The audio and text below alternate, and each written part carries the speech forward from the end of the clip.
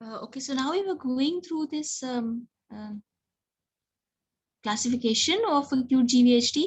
Now, this actually shows the stages and the staging and the grading. So this was the staging part of it, and now and this was the grading. This is the modified Glucksberg criteria that has been mentioned at different places. So regarding the staging part of this, the staging is actually with stage 0 with no rash and in the skin. The no rash, then less than 25% of skin area is involved, then 25 to 50, and then more than 55. And then in the fourth stage, we have the generalized erythroderma with bullous formation and disc formation. As we had mentioned, at first it can start basically in the palms and soles or the face and neck, and then it can not only spread to more areas. So first it spreads to involve other areas, and then it can become more severe with more generalized erythroderma and bullous formation.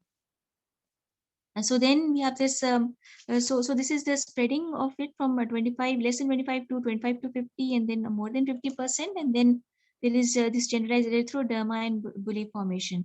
So then we have this liver involvement with the liver acute GVHD. Here, this is mentioned in micromoles per liter. And um, this is mentioned in micromoles per liter with less than 34 for grade 0. So, and then it progressively increases with from 34 to 50 micromoles, then 51 to 102, and then from 103 to 255, and then more than 255 micromoles per liter for liver bilirubin. Then there is this GI involvement. This is in mils in the diarrhea. How many mils per day is secreted is of diarrhea occurs, that is less than 500. Then it also progressively increases from 500 to 999. That is 500 to 1000 to 1500, then more than 1500. And at the latest, at the fourth stage, then we have severe abdominal pain with or without IBS. So there could be this is how this actually the staging is done. And now regarding the grading of this, for grade we have this grade 0, 1, 2, 3, 4. This is all from 0 to 4. And in the first, in grade 0, of course, none of the symptoms are present. And then we progress from stage 1 to 2 for this part 1, this grade 1. And then progressively it's from 3 to 3 to 4. And then so in grade 1 we only have the skin involvement. In grade 2 we have now we also move on to the involvement of the liver and the GI tract as well. And this then increases from 1 to from 2 to 3 here to 4, and then 1 to 2 to 4 here for the gut involvement. So there's like this is something that I think we'll just have to remember as it is, because this is given in the same form in all cases. But the thing that for the regarding this staging, these are the values that we need to remember. And then regarding the grading part, from 0 we have none, and in 1 only we have the 1 skin involvement. Then in 2, 3, and 4 there is progressive involvement of the liver and gut also, with the grade 2 having only stage 1 in liver and gut. And then the 3 and 4 they come in the grade 3 and 4. So this document has a lot about chronic GVHD and all the questions that should be asked. But I think we'll just skip all this part which mentions the. Now regarding this grading, the first now this BSH document, this actually shows the first grading criteria for acute GVHD. Was published by Glucksberg et al. And there was these criteria included stage between 1 and 4. So for each organ involvement, which are then combined to give an overall grade from 1 to 4. So subsequent grading, now the first this Glucksberg criteria was from 1 to 4, and now they have a subsequent grading system was devised following a consensus conference in 1994, which removed the need to assess clinical performance.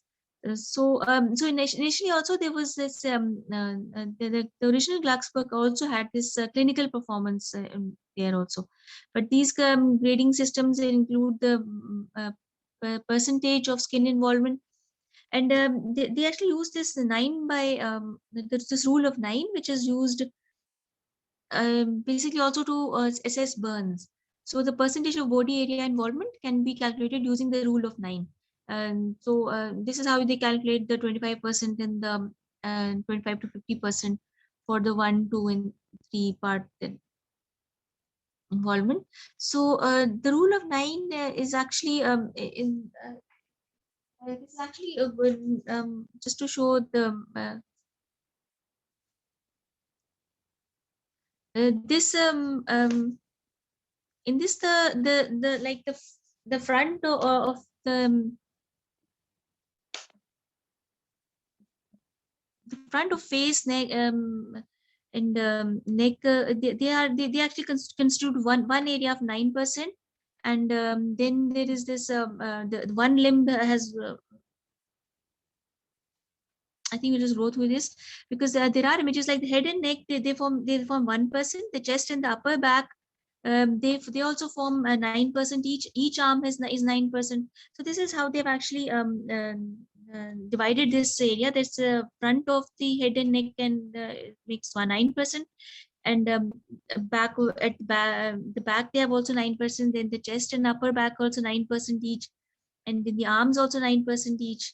So then the abdomen and lower back also 9% each, and then the legs are 18%. And now these are twice as much as those of the arms. So the arms each are 9%, 9%, and the legs each are 18%, 18%. So this is like briefly how they've divided the body. This head and neck is actually the front and the back. So the front and the back, both of the head and neck, they form 9%, and then the legs, like one leg in itself is 18 and 18, and this is 1, 9 and 9, and the chest and upper back at the front 9%, at the back 9%. The lower abdomen and lower back also it's like front 9% and the back 9%. So this is how they've actually divided these areas.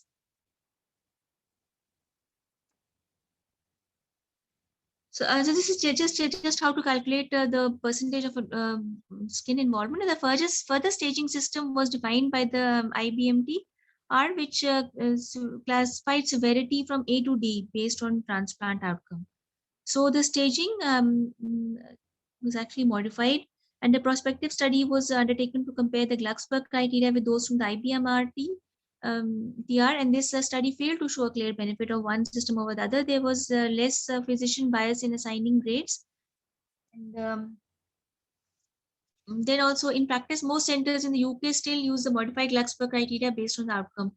So now the grading of acute GvHD has been shown to correlate with the overall survival and the um, um, so in patients, there's chronic leukemia working group also reviewed patients receiving an allogeneic transplant for CML, and the treatment related mortality for grade 0 to 4 of acute GvHD was 28, 27, 43%. So like what I've tried to show is that as the grades increase, basically, so as the grades increase from 0 to 14%, the mortality also increases. So these grades are now actually used to not only show the severity of the disease, also to sort of predict as a prognostic indicator also. So a distinct difference in prognosis was noted between grade 0 to 1 and the grade 2 to 4. So basically the prognosis gets worse, and the most importantly, as patients jump um, uh, from this grade 0 to 1 from to 3 to 2 to 4. So at diagnosis, the extent of individual organ involvement in overall grade of GvHD should be documented, taking into account all organ involvements.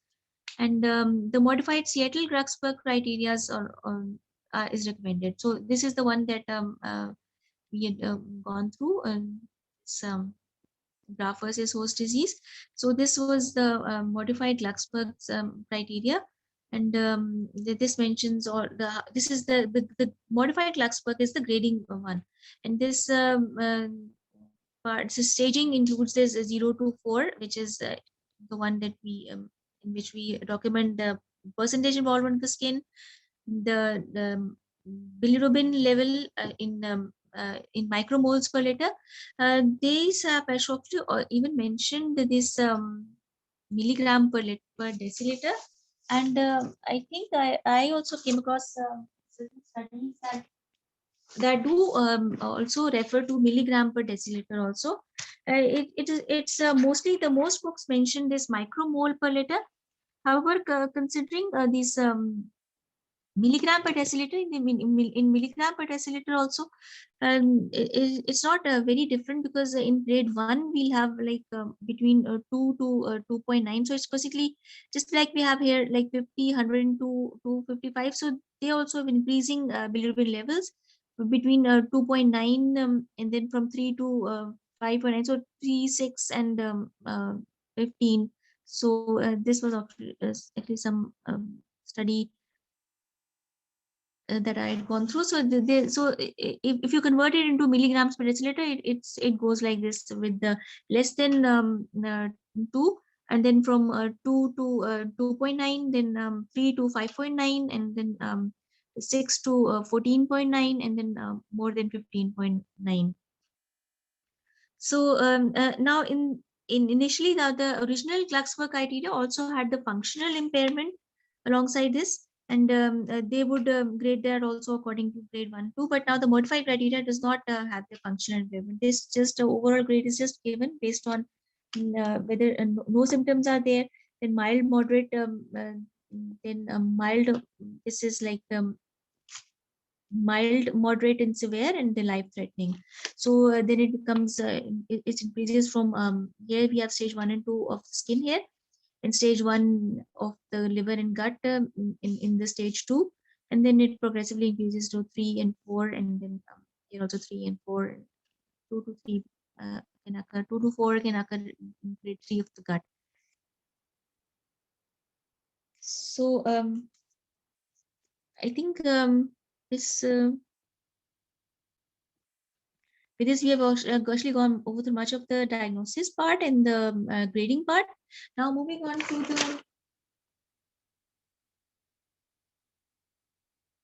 the management part of this. Now the management is given as management of grade 1 disease, and so they have actually grade 1 and then grade 2 to 4, since they had mentioned that the 0 to 1 actually forms one block of prognostic patients, and the grade 2 to 4 actually can form another group. So the grade 0 to 1 are actually treated much like they have their management is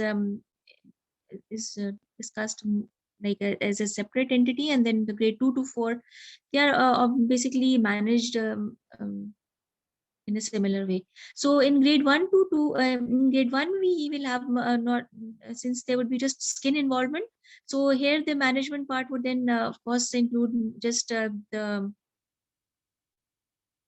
topical application of skin, and patients with the grade 1 disease are not likely to require systemic treatment, since they have only cutaneous involvement, and they could respond to like topical steroid creams, and the suitable strengths of topical steroids are then detailed. They have mentioned here these steroids that can be given, and antihistamines may be helpful in patients with pruritus. So just if there is a rash, these topical steroid creams can be used, and then in patients who have pruritus, antihistamines can be used. And in resistant grade 1 disease, topical tacrolimus also. So the options for that we have for the skin GVHD are these topic steroid creams, antihistamines, and then topical tacrolimus may be useful, although it is not as a license indication for in GVHD, but yeah, adults should commence on 0.1% tacrolimus until resolution, and if skin flares on stopping, then 0.05. So we can start with 0.1%, and then as the if the symptoms remain and you have to restart it again, then it may be advised to we may even give a lower dose, and then it may be of benefit to aid the weaning of. We may give a low dose in between also. And this is one which is also used mostly in children aged 2 to 15 years. So in children also, this lower dose tacrolimus of 0.03% is used. And patients should be reviewed frequently for other organ manifestations of GvHD and worsening of skin infection. So the options we have here are topical steroid creams, antihistamines, oral antihistamines, and even application also antihistamines can be used. And then topical tacrolimus may also be helpful. And this could be start with 0.1% and then weaned off with 0.03%. And 0.03% is actually starting for mostly children, and lower dose is used. And then this we have the this is just to guide us about the different strengths used. So then for very then they have actually documented this as very potent, that is dermovate, which is very potent, and then betnovate and eumovate and hydrocortisone. So mild is in mild cases we use just 1% hydrocortisone. So moderately potent eumovate and then betnovate and dermovate. So for face and since we start with basically the face and the body and the palms and soles, so palms and soles, for palms and soles, basically we need to give this dermovate and betnovate, which is used twice daily and may be used under occlusion to enhance the efficacy. So long-term therapy may be appropriate. So for long-term therapy, for if the palms and soles are involved, because the skin is also quite thickened, and so there twice daily application and prolonged application is used. And over the face and body, we can use a milder. So over the body also we'll be using twice daily preparations. And generally, if we are using a potent drug, we will need to give it only for 4 to 12 weeks. And long-term therapy may be appropriate if we are giving a slightly lower potent like betnovate. Now in the face, basically this dermovate should be avoided, and then we can just give this betnovate or eumovate or hydrocortisone. And depending upon the potency, if it's a mildly potent, we may continue its use for long term. But those like eumovate and betnovate, which are moderate to potent, they can be given just for not they can be given just like few weeks, 4 to 12 weeks, or just about 6 to 12 months only for eumovate. So for palms and soles twice daily, and long-term application of the potent and more potent ones. But for the face and for the body, we have like twice daily application of the potent and very potent steroid creams. And long term should be and long term may be appropriate just if we are using betnovate. Otherwise, for face, we can start for like mildly potent 1% hydrocortisone and twice daily, and long term use can be there. Otherwise, if you are using potent ones, we should restrict it only for about 6 to 12 months or 4 to 12 weeks for betnovate.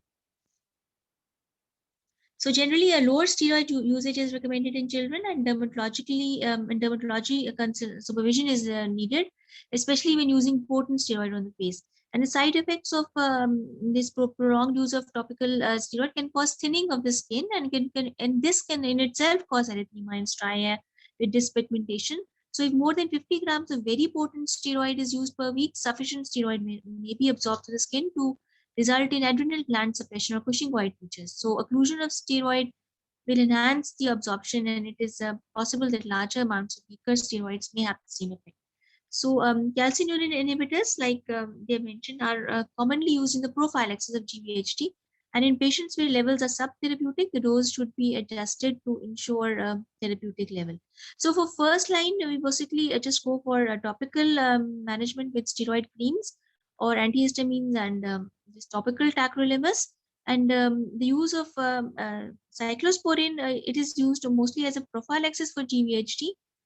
And in patients who have this where levels are subtherapeutic, the dose should be adjusted to ensure a therapeutic level. So calcineurin inhibitors, they can also be used prophylactically, and if the symptoms of this of skin GVHD start occurring, we can actually even upgrade the dose from subtherapeutic to therapeutic.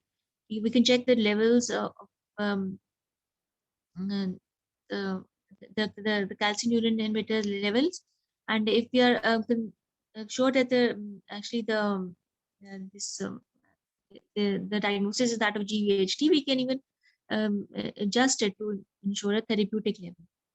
So the management of grade 1 disease should include topical therapy and optimizing the level of calcineurin inhibitors without the need for additional systemic immunosuppression. So just optimize the cyclosporin A or the calcineurin inhibitor level, and maximize the topical agent. So for grade 1, we have just this optimization of the CSA level, and maximize the topical agent. And for grade 2 and from 4, they have actually mentioned the algorithm. They have actually mentioned the treatment in similar way. And the only difference is that steroid in grade 2 is 1 milligram per kg oral or IV, and for grade 3 and 4 we commence with the 2 milligram per kg IV. Otherwise, much of the like, treatment is same for from 2 to 4. So we have calcineurin inhibitors, and patients with grade 2 to 4 are likely to require additional systemic agents to achieve a response. So calcineurin inhibitors are used in prophylaxis, and once the patient develops skin GVHD, we can optimize the level of the cyclosporin by detecting the cyclosporin levels to determine that there's no cyclosporin toxicity. And if the levels are found to be subtherapeutic, then we can actually optimize them to therapeutic levels. And if calcineurin inhibitors were being used, and now the patient has presented with grade 2 to 4 disease with skin, with the GI and liver involvement also.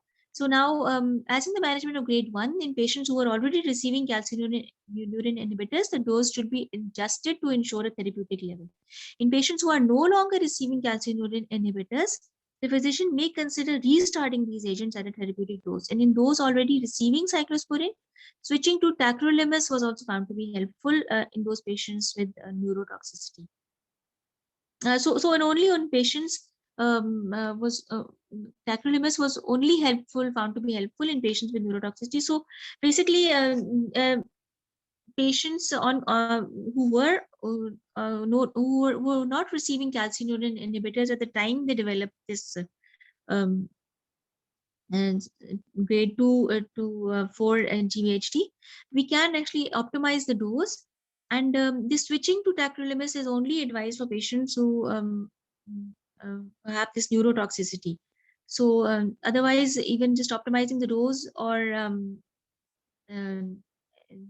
or starting or the rest of the therapy is done for patients, or you can restart these agents. So the corticosteroids have been used as a standard first-line treatment for acute GVHD for several decades, and their effect is likely to be due to lympholytic effects and the anti-inflammatory properties. And two early studies assessed a response to corticosteroids in patients with grade 2 to 4 GVHD. And there have been studies that report overall complete or partial response in 44% of patients. So basically, if we go through the improvement rates were 43% for skin disease. So now if we go through this, I think patients who received prednisolone 60 milligram per meter square for 14 days, followed by an 8-week taper. So the study done on these patients, they showed a complete response was observed in 35% of patients and a partial response in 20%. So corticosteroids are also the mainstay of treatment for patients with hyperacute GVHD. So in patients with just acute GVHD and those in which there was subtherapeutic dose of cyclosporin, just adjusting the dose of cyclosporin and then probably adding corticosteroids 1 milligram per kg in case of grade 2, and for grade 3 and 4 2 milligram was enough. This is also there just not only in grade as the grade increases, but also if hyperacute GVHD, if the GVHD occurs in the phase of neutrophil engraftment, that is in the first few months, in the first month of uh, stem cell transplant. So in those cases also, if the GVHD occurs very early, in those cases also steroid is simultaneously added alongside the optimizing of the cyclosporin. So it has been shown that treatment-related mortality is high in patients who do not respond to steroids. So if the patients do not respond to steroids, and then you have to go into other for steroid non-responders, you have to go on to other steroid sparing therapies. So that in itself, no response to steroid is also a poor prognostic factor. So a similar increase in treatment-related mortality was reported in patients who did not achieve a complete response to steroid. So an early response seems to be an indicator of improved long-term outcome, and this has been shown in a lot of studies, and they have showed that higher treatment-related mortalities and worse survival occurred in patients who did not respond after 5 days of methylprednisolone. So basically, patients should respond ideally within 5 days of starting the therapy, and there is no consensus on the optimal dose and duration. And they have suggested that a 5 day of steroid therapy is sufficient to identify those patients who are going to respond, who are likely to respond. And in those cases, we may start tapering their dose while continued treatment um, for 7 days. So an IPMPR, so within 5 days, if they do respond, we can continue it for further 7 days and then start tapering the dose. If they do not respond in the first 5 days, then uh, this in itself is a poor prognostic factor, and this would not only we would need to continue with the steroid therapy for a longer time, and it would increase the treatment-related mortality. So an IPMTR survey confirmed that most centers consider patients to be steroid refractory after 5 days. So most centers, they also used over 2 milligram per kg per day of methylprednisolone to be the standard primary dose.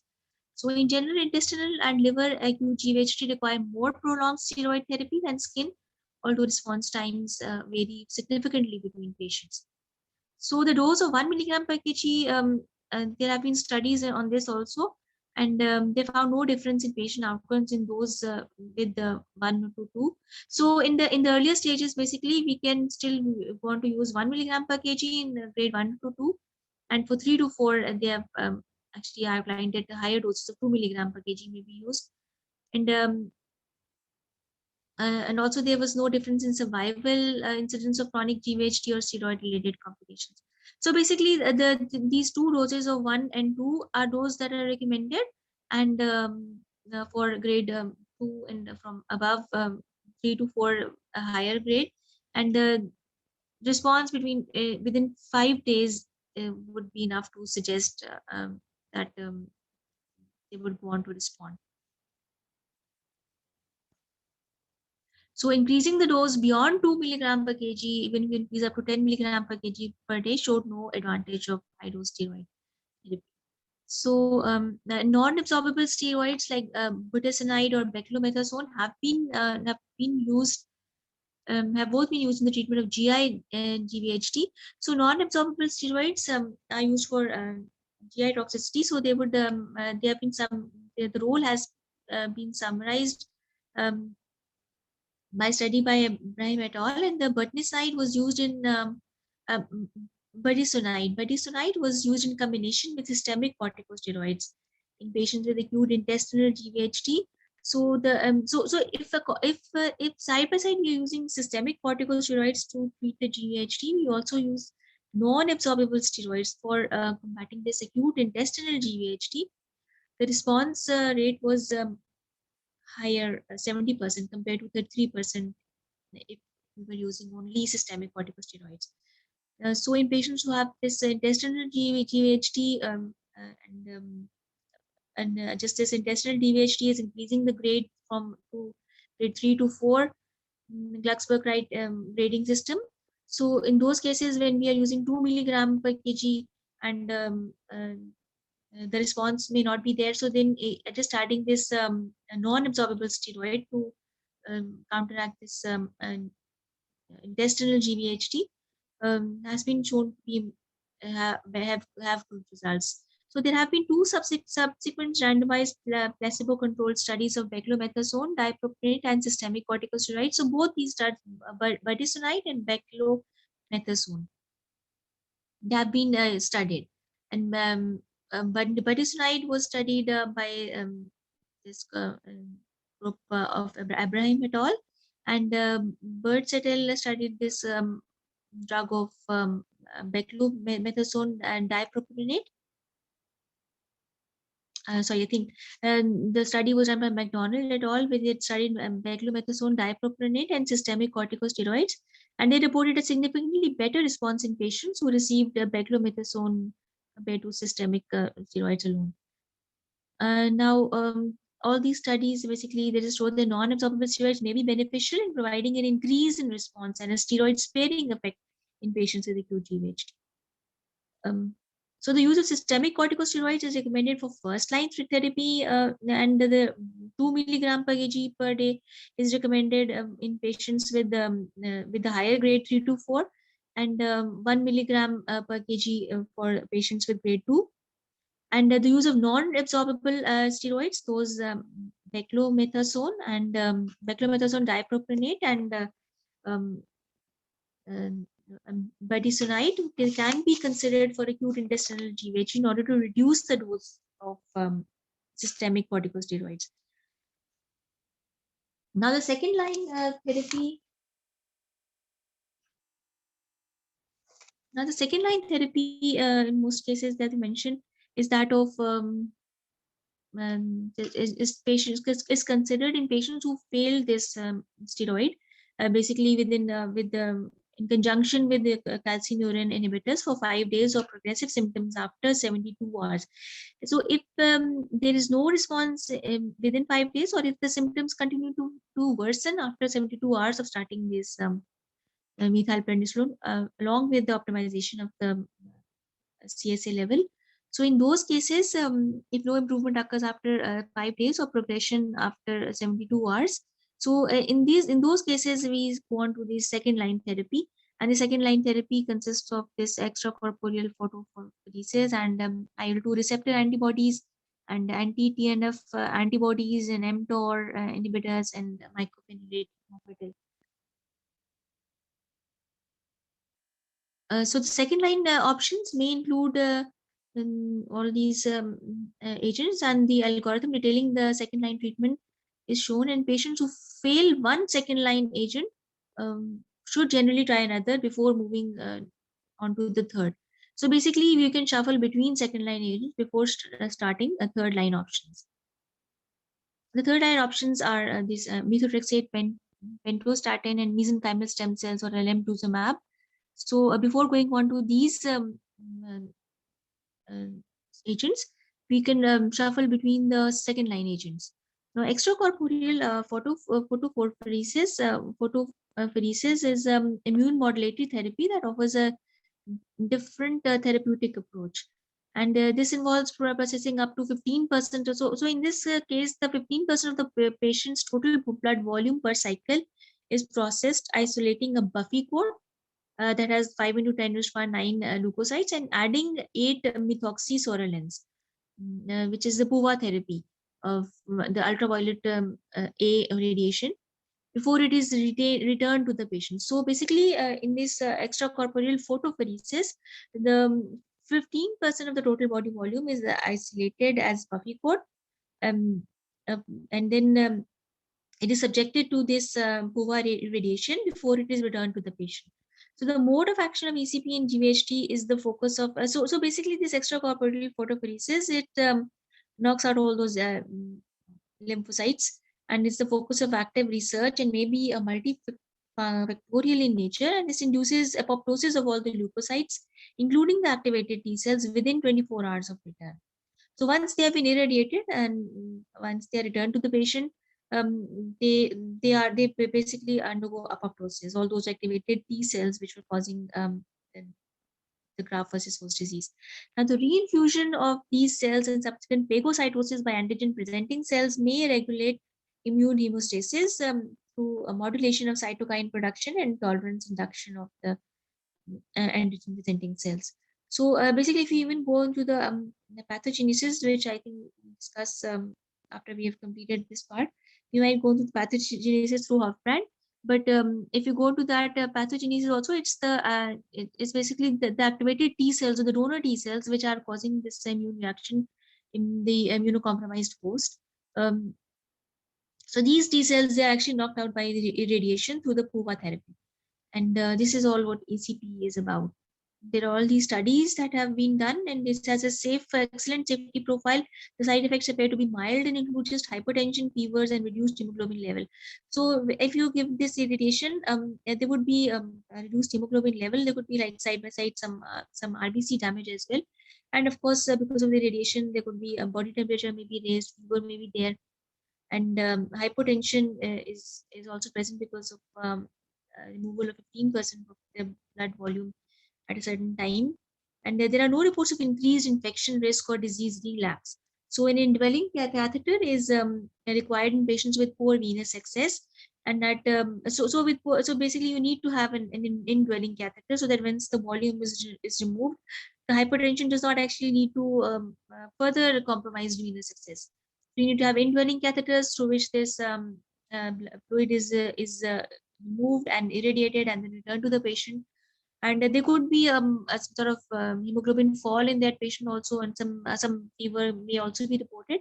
But apart from that, it has an excellent safety profile. And but of course, there are also limited centers who would offer this. So the patients are often too unwell to travel to for treatment.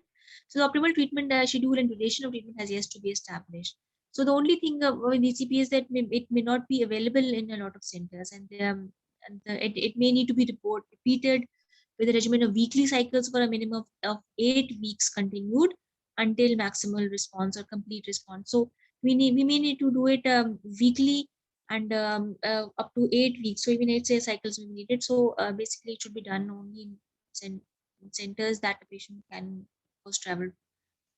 So several studies have investigated the role of anti-TNF alpha drugs. They have also been used, and in infliximab and etanercept have been used for this because, of course, there is a cytokine storm that occurs in those patients which is involved in the pathophysiology of GVHD by activating the in these actually the antigen presenting cells are actually the immune system is dysregulated, and so the TNF alpha is involved in the pathophysiology of GSF by activating the antigen presenting cells, and it recruits the effector cells, the T cells, and it causes direct tissue damage.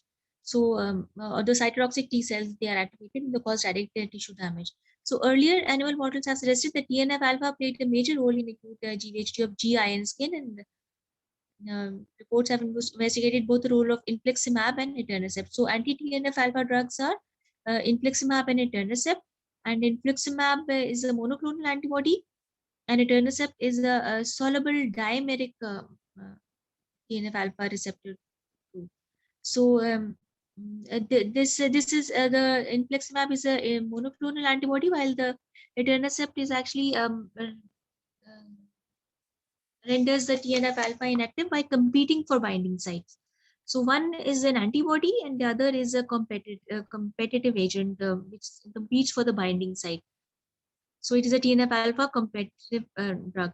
And in case of infliximab, the drug is used for steroid refractory GVHD, and